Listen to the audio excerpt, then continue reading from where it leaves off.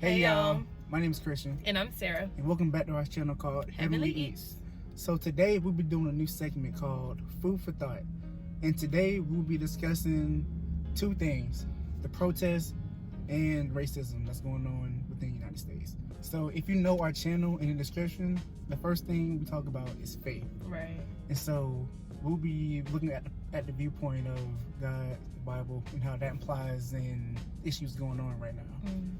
So before we dive into the food for thought conversation, we stopped and got us some smoothies from Tropical Cafe. I got a guava smoothie. And I got a Bahama Mama, non-alcoholic. So. All right, and let's jump into the conversation. So as we all know, racism is a huge problem in today's time, even back in the days of the Bible.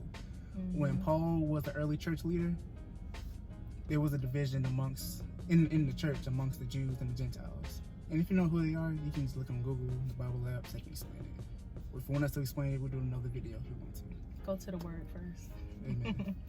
But yeah, there was a division amongst them. And Paul tackled that head on and said there is no division between the Jews and the Gentiles or among God's people. Well, going back in my notes, it says that the same Lord is Lord of all and richly blesses all who call on him. Romans chapter 10, verse 12. And going back full circle, there shouldn't be no division amongst black people, white people, Asians, Mexicans. We can go all day.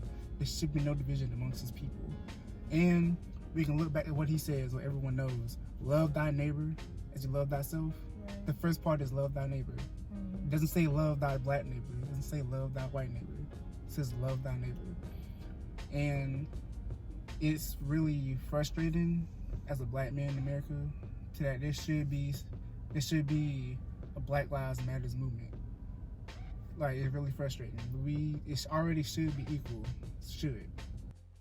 I was listening to a podcast this morning, and it was with Dr. Anita Phillips, and she was speaking to a minister. I'll link it down below because I can't really remember who she was speaking to, but he was saying, like, as a pastor, he was feeling helpless because he was saying it's nothing that he can do except pray.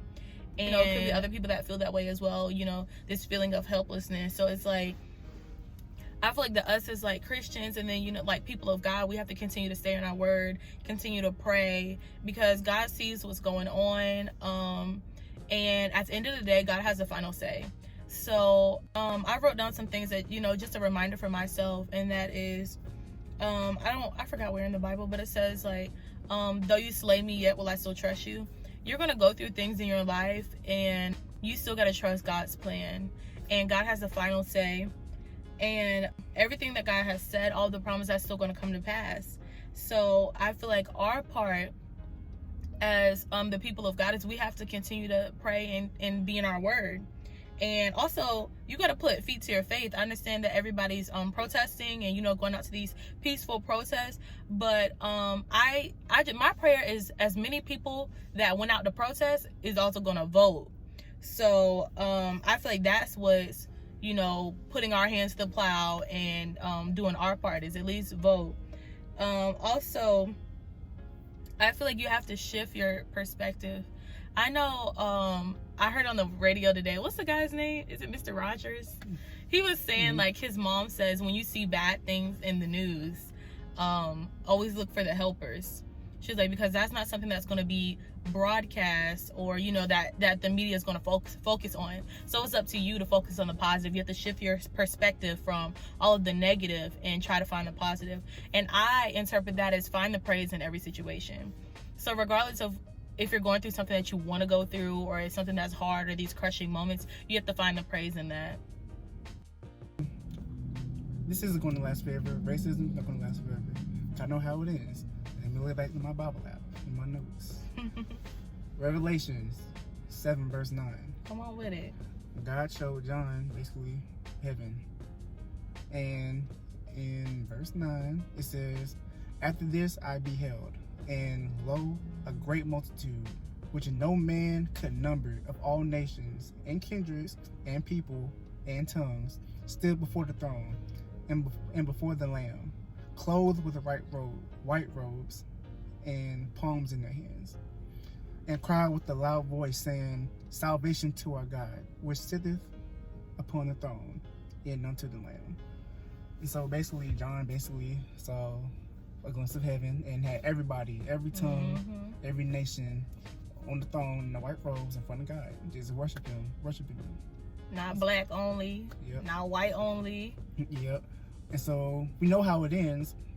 So this not going to last forever now. It's trouble don't last always. Exactly. And so we can get through this. Y'all know that song? Trouble don't last. Anyway. But yeah, like you said, everybody just keep the faith. Yeah. You have to be active. You have to actually put in the work. So you can't just wait for it to happen. We got to actually make it happen. And depend on God. I feel like many times, I know I'm guilty of this, or I try to do things in my own strength. I feel like we should just lean and depend on God.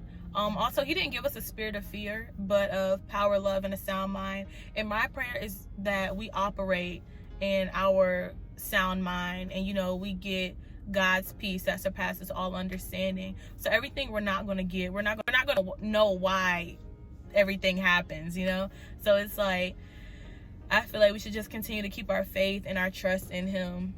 But our current prayer should be that God, heals the land, and peace as well as order is restored. Also, get in the church. Please. Get in the church. I know, like our bishop says, not just where you're going, but where you're growing. Because that's real life right there. Like, you can be going to a church and not getting what you need from it, not getting properly fed from where it is that you're going. Right. So just get in the church so you'll be able to pray and seek wise counsel about, whatever you need to talk about. Also, it is Men's Mental Health Awareness Month. Amen. So check on your fellas.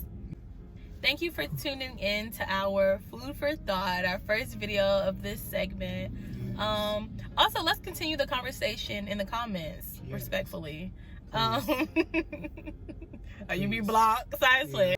But yeah, like, comment, and subscribe. Be sure to turn on post notifications so you won't miss a video from us. We have great content on the way. Thank you, everybody, for supporting us. Thank you for all of the ideas and the recommendations we have gotten. We love and appreciate you guys, and love you, beautiful people. Bye.